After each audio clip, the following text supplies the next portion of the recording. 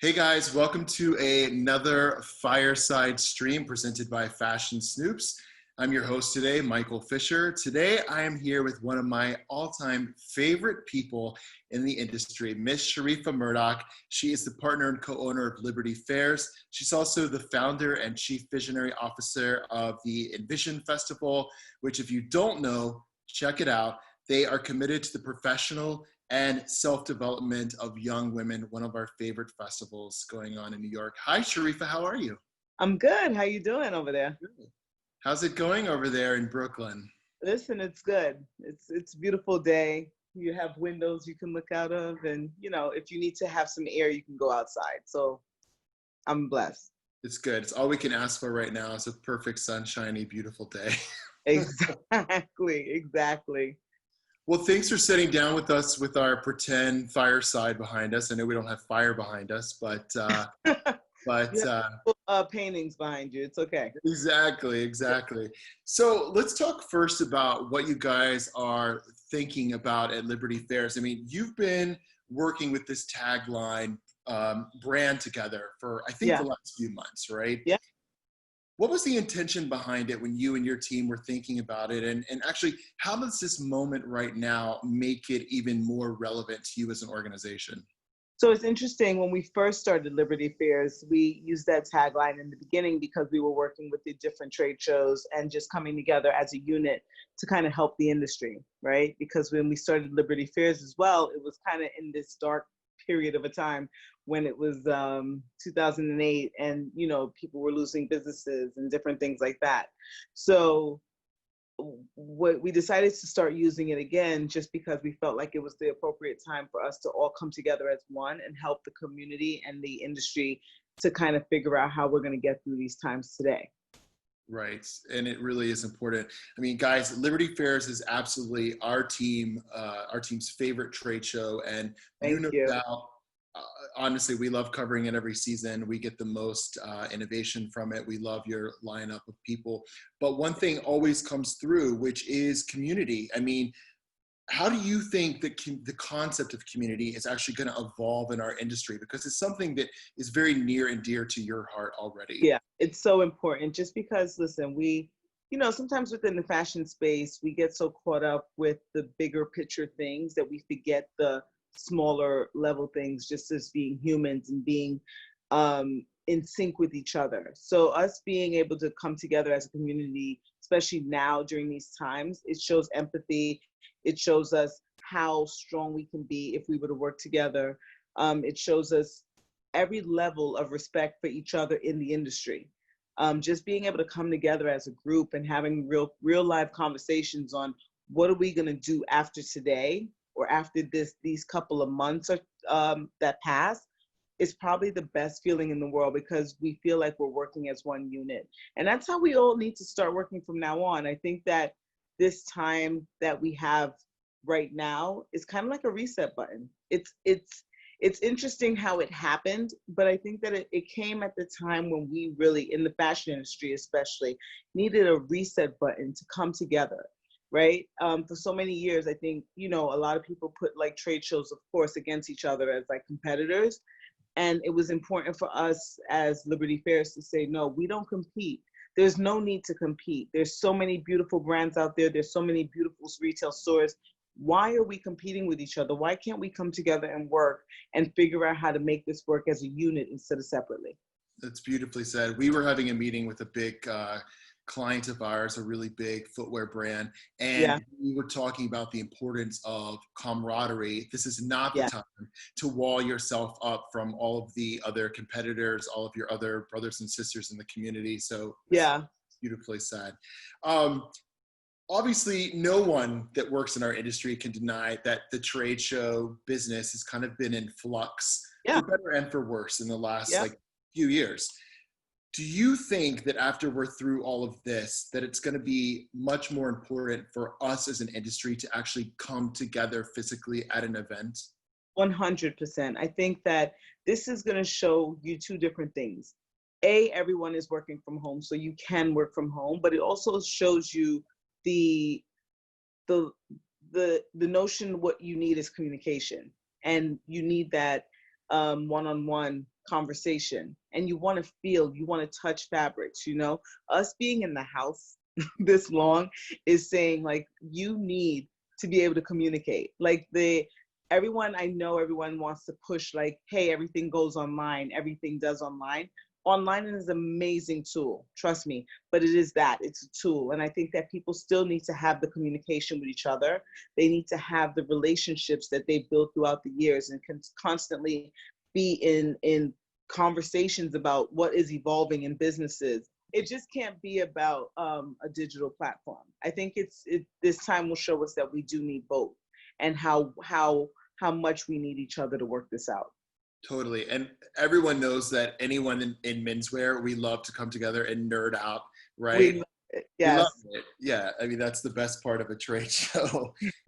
So speaking of shows like yours, you know, do you think that the role of a trade show, do you think it actually needs to shift now? I mean, you hold the community in some way, you get together, we all get together, you know, 2-3 times a year. Yeah.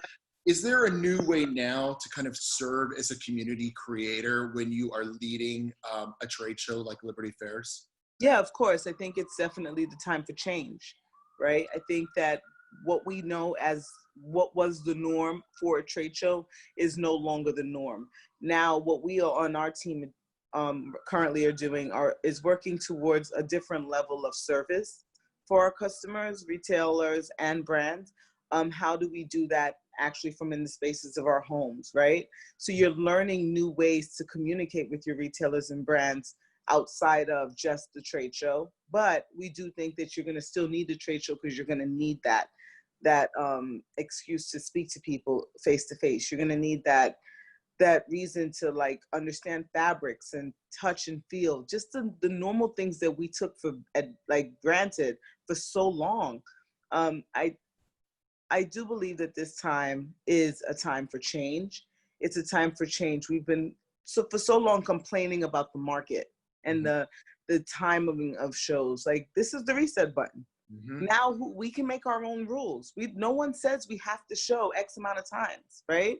I think this is probably the best thing that has ever. It's unfortunate. Like I'm going to repeat that. It's so unfortunate that it had to happen this way.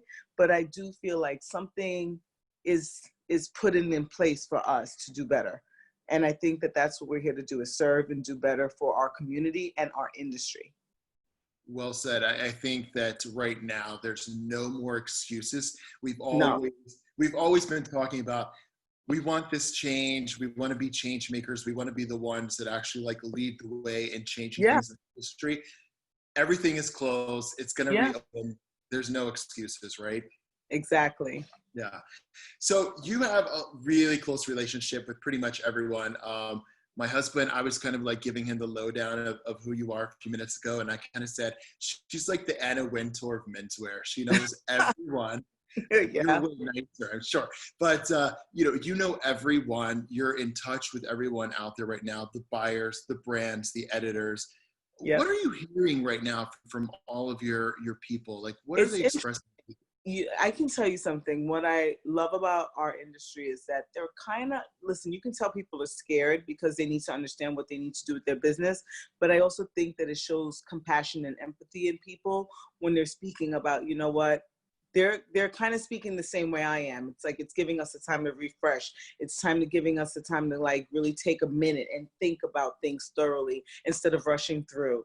I've gotten on the phone with a couple retailers, and of course their business right now is down just because, of course, nothing's open, but they're keeping a positive outlook on things, right? We don't know when this thing is going to end, but we are planning forward because it will end. And I think that everyone that we're speaking to, from brands and retailers and press, they're kind of like, you know what, we got to do things differently.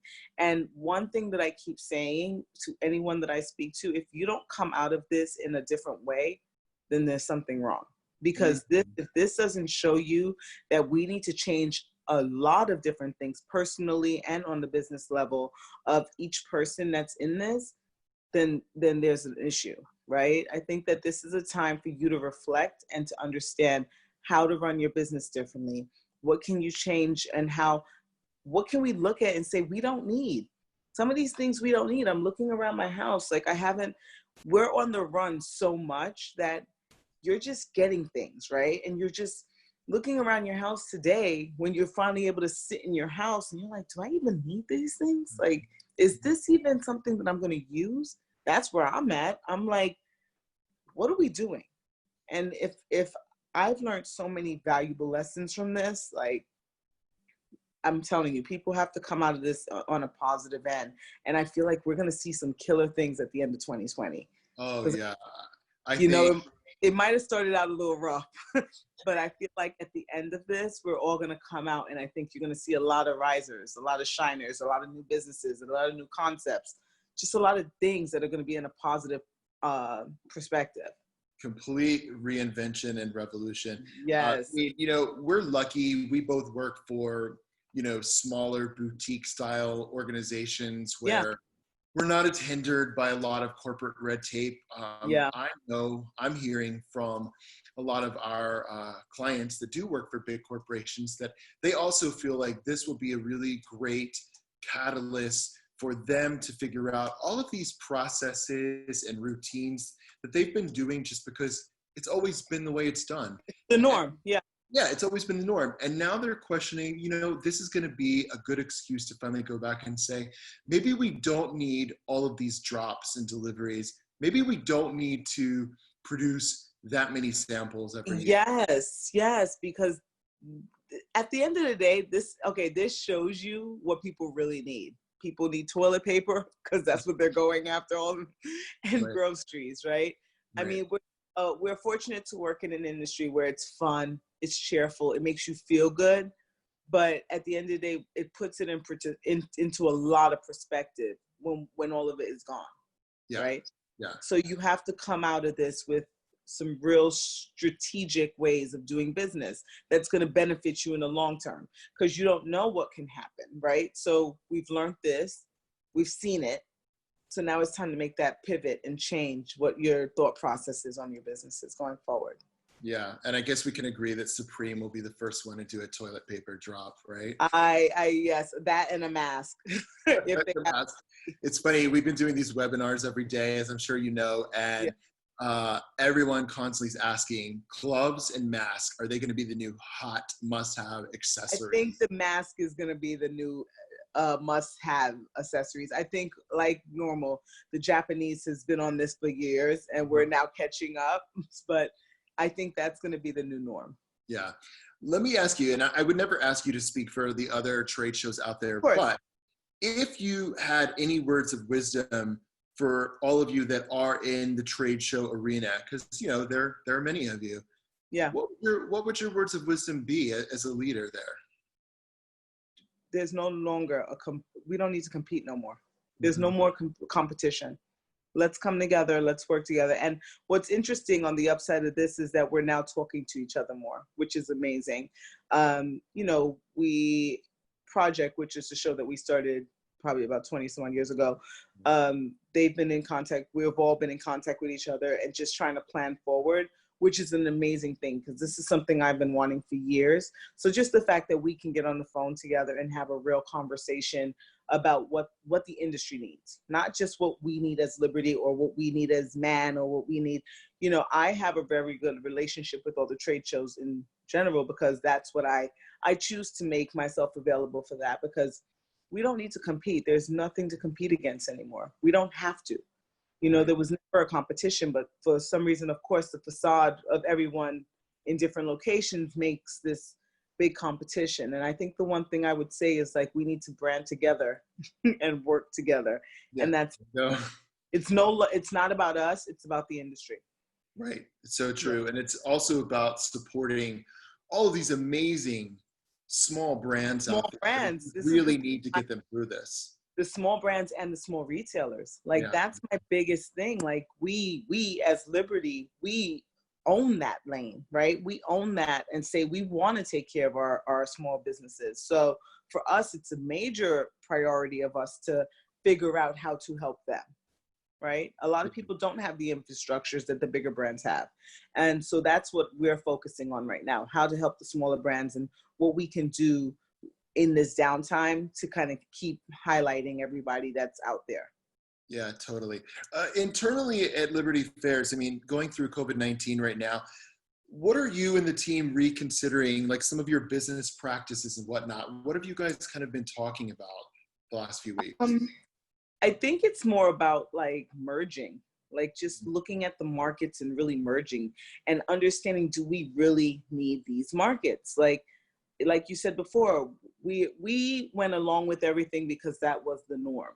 Mhm. Now is the reset time, and we have a new norm, and we are able to now reset what we think it should be. And I think that that's the major thing that we're looking at as Liberty, is figuring out how to make it more easier and make a more stronger market than keep doing these little small markets and they not being as relevant. We want to make two really strong markets and really pay attention to that. So that's what we're rethinking and just trying to figure out digital components and all these other things. Right. And you may have already kind of answered this, but talking about reinvention, and you don't need to give me any trade secrets, obviously, but Yeah. how do you guys want to reinvent after this? I mean, you already do so great in your messaging. Your messaging is really clear. I think everyone that's been to Liberty understands exactly what it is that you guys stand for. And you can see that from the assortment of brands that are in your family. But, you know, overall, like, how do you think that you guys may reinvent, you know, later this year into next? I can only tell you, you have to wait and see that one. I love that. We would right, definitely make us wait. look at it as an overarching Liberty Fashion Lifestyle Fairs, because we have an overarching brand, and under that brand we house 3 trade shows. So it's not only Liberty, it's Capsule Show and Cabana. So we're looking at it as a unit, and how can we kind of mash up all together as one. Right, perfect. You know, what short-term behaviors have you guys been working with internally the last few weeks that you hope become long-term? Well, one thing I think that I've realized is everyone can technically work from home. So one thing I like is using the Google Hangouts and just being on FaceTime with each other.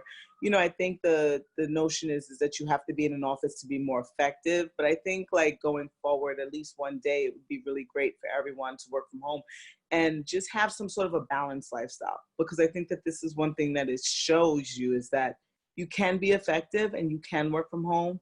And you can also have a balanced lifestyle. You don't have to be just work, because that's what we're used to. But like I said, if you don't come out of this and have a different perspective, then this was a waste of your time, right? I agree. One thing I learned is like Google Hangouts, we love Zoom.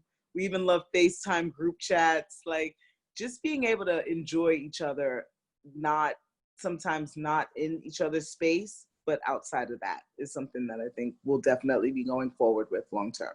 I think it's great. Our art director commented earlier this week that this is our 3rd week as a company of working remotely. And she noticed that in all the years that many of us have worked at FS, we have never been as communicative as we have been the last few weeks. It's about I swear to you, it's probably the most productive. We've been out for 4 weeks, so it's been the most productive 4 weeks to me that I've seen thus far. And the group is more closer. You know, you're more concerned about everyone because you want to make sure everyone is okay. It's just about being more aware. And I think that these are the tactics that we've always had, but I think sometimes we forget along the way. And I think that just because of these situations, you know, you're more concerned about everyone, not just the individual people that you're working with. You're concerned about the team, and that's what's important. Yeah, and we get to see in everyone's apartment and house. Oh, you get to see the fanciness all over the place. So, you know that FS, we've been talking a lot about fear into fuel, right? Yep. It's our mantra right now. Mm-hmm. Sharifa, how are you transforming fear into fuel right now as a leader in our industry? So this COVID-19 really brought a lot of fear to me. It was really scary for me just because I know tons of people working in the hospital, know tons of people that got sick, but it fuels me to do better. And it fuels me to want to do so much more. It's beyond just the trade show realm. I want to be able to help the hospitals. You know, we're working on a project right now. We got 5,000 masks that we're about to donate to hospitals and stuff like that. Mm-hmm. So I'm a big advocate for philanthropy and anything giving back. So it fuels that side of me more. I want to make sure that we take care of our people, take care of our community. We also just offered all of our community within our spaces. Inscape Codes. Inscape is a huge meditation space out in Manhattan. We work really closely with them, and we want to offer that to anyone, because I think during these times, those are the things that you need to keep you calm and level-minded. You know, you have to just be able to sit still. Some of us can't sit still, and I think this is something that's teaching us to just sit still, and that's what's fueling me, to be able to help our community, to be able to think about ideas that's going to come out, that we can come out of this on top. So that's where my fear into fuel is coming from. This is a good segue into mentoring. And before I talk about, you know, how mentoring has changed your life, I want to talk just for a second about the Envision Festival. And you have these beautiful young women that you work with. What do you think that they, as future creatives, future businesswomen, are going to learn from being young in a time like this? I think they're going to learn the hustle. I think what's so interesting about the generation coming up is that they're so used to getting things instantly. And I think that from coming out of this, they're going to learn that instant gratification is no longer, and they're going to really have to work hard to get what they, you know, it's unfortunate, 7 million people just filed unemployment. So you also add that to the kids that are coming out of college that are looking for jobs, right? No longer is that instant gratification of I'm so-and-so and I can do this is going to be it. It's going to be like, you have to prove yourself. And I think that that's kind of okay, you know, because I think that that's what I went through. I had to prove myself. And it's a great thing to see young people work hard to prove themselves. I love to see it. It drives me, it inspires me, and it just makes me look at them in a different light. Totally. I was the first, you know, I've been in the industry almost 18 years. We were the first graduating class after 9/11.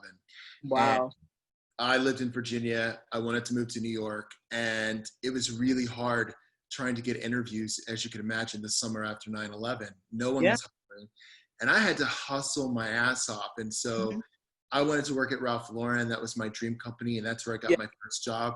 And if you remember then, they had Polo.com, and it was great.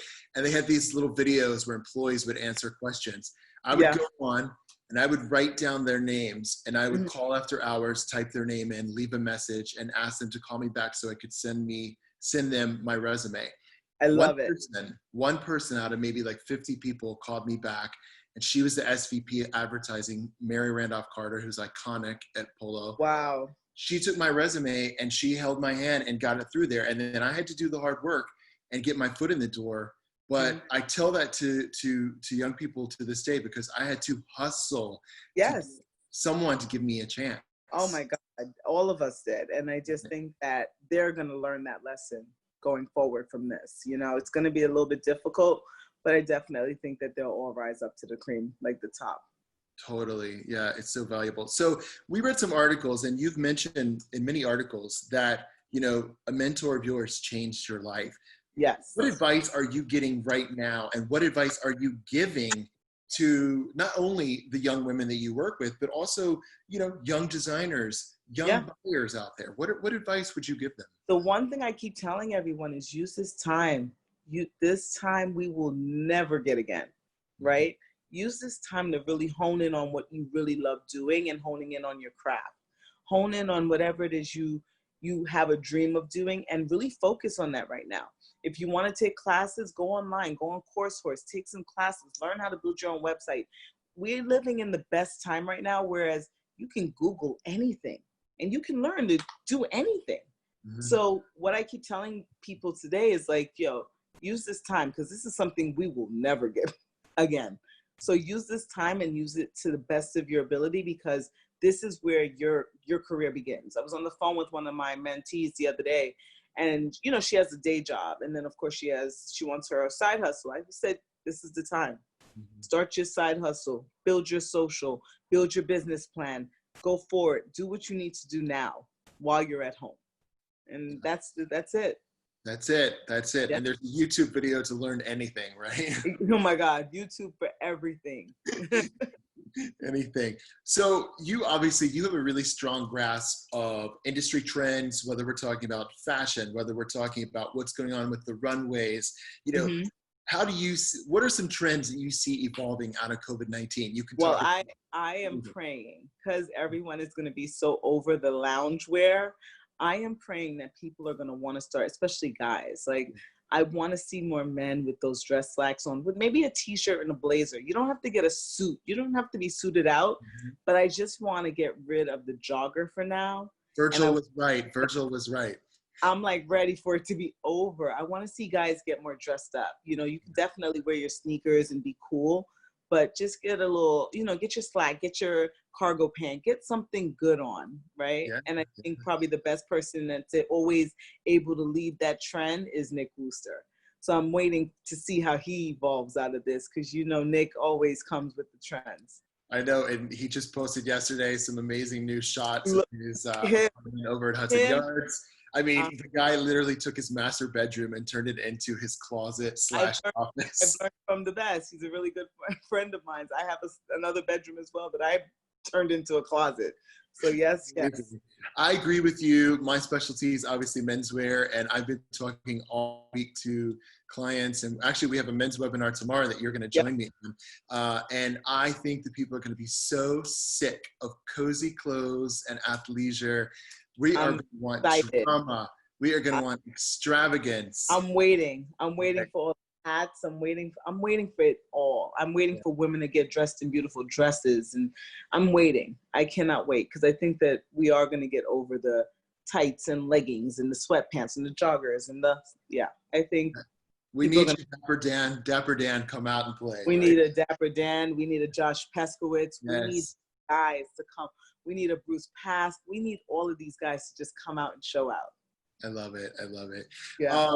What are some new necessary tools for empowerment through all this? It's really easy to put your head down, to spin your wheels, to feel really hopeless right now. What are the tools we need in our industry for empowerment? Empowerment, one thing I'm going to say is meditation. That's one thing I'm big on right now, just because it's helped me be able to be still. Another thing is just friends.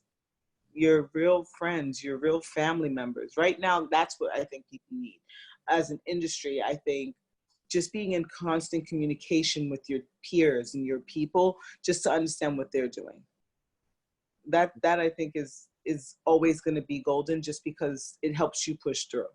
Yeah, and I think that all the people that we really have missed hugging and embracing, I hope we don't take that for granted when we can be together. When we can really be together again, just the mere fact of you going, mwah, mwah, when you see each other, you know?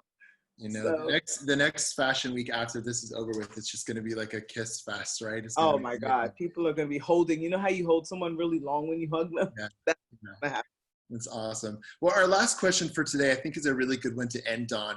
How do you foresee our trade show industry becoming a really interesting hybrid of virtual and physical? Because we know physical is important. You spoke of that a few minutes ago.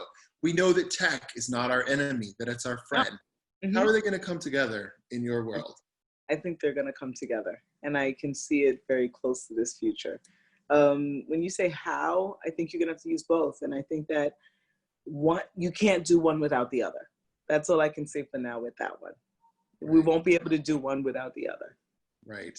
And I can't wait to see how this evolves. You're right. This is the perfect moment of reset. Sharifa Murdock, thank you so much for joining us. We hope that you and the Liberty Affairs team stay healthy through all of this. We can't wait to see you when this is all done. Thanks for joining us today. Thanks so much for having me. This was amazing. All right. Thanks. Bye. Sharifa.